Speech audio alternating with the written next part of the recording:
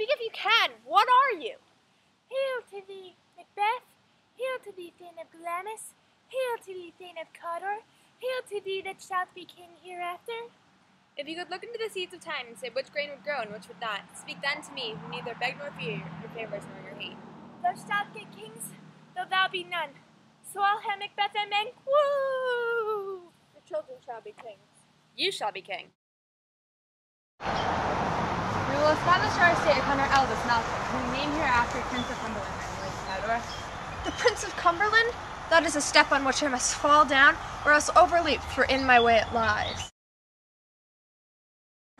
Glamis thou art, and Cawdor shall be what thou art promised. Yet do I fear that thy nature is too full of the milk of human kindness to catch the nearest way. Come, spirits that tend on mortal thoughts, unsex me here and fill me from the crown to the toe-top full of direst cruelty. Make thick my blood and stop the passage to remorse. First, as I am his kinsman and his subject, strong both against the deed. Then, as his host, should against his murderer shut the door, not bear the knife myself. A dagger of the mind, a false creation proceeding from the heat oppressed brain. I see thee yet, in form as palpable as this which now I draw. Thou marshallest me the way that I was going, and such an instrument I was to use.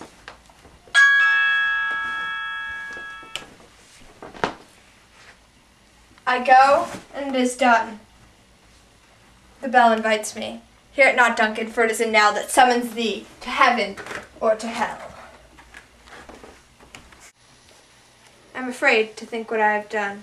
Look on it again I dare not. Will all great Neptune's ocean wash this blood clean from my hand? My hands are of thy color, but I shame to wear a heart so white. 'Tis unnatural, even for the deed that's done. On Tuesday last, a falcon, towering in his proud place, was by a mousing owl, hawked at and killed. Against nature still, swiftest ambition that will raven up thine own lives needs. Then 'tis most like that sovereignty will fall upon Macbeth. Please sit, your highness, to grace us with your royal company. The table's full. What, my good lord? Thou canst not say I did it, never shake thy gory locks at me. Gentlemen, rise, his highness is not well. Sit, worthy friends, my lord is often thus, and hath been from his youth. The fit is momentary, and upon a thought he will again be well. Are you a man? I and a bold one that dare look on that which might appall the devil.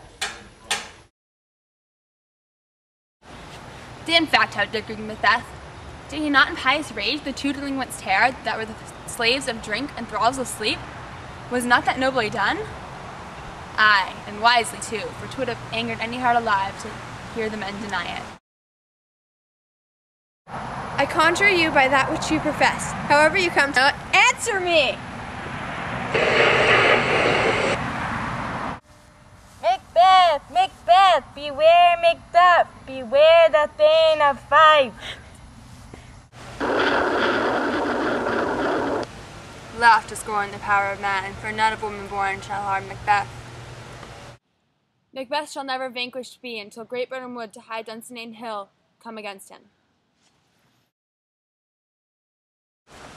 I am not treacherous. But Macbeth is. A good and virtuous nature may recoil an imperial charge. Not in the legions of horrid hell can come a devil more damned than evils to top Macbeth. What? Will these hands never be clean? No more of that, my lord. No more of that. You mar with all this starting. Here's the smell of the blood still. All the perfumes of Arabia could not sweeten this little hand. Bring me no reports, let them fly all. Till Birnam Wood removed to Dunsinane, I cannot taint with fear. What's the boy Malcolm, was he not born of woman? I'll fight till my bones, my flesh be hacked. Give me my armor.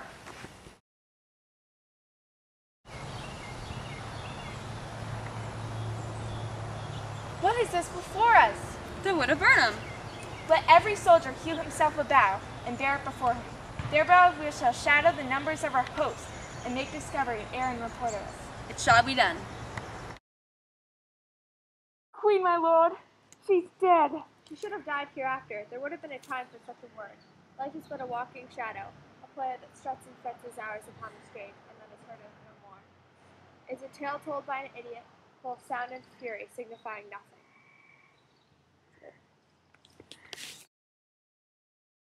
Macduff.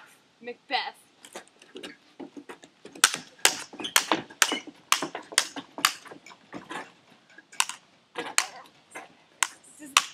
Spare thy charm, let the angel who thou still hast served tell thee that Macduff was from his mother's womb untimely ripped. Oh my god!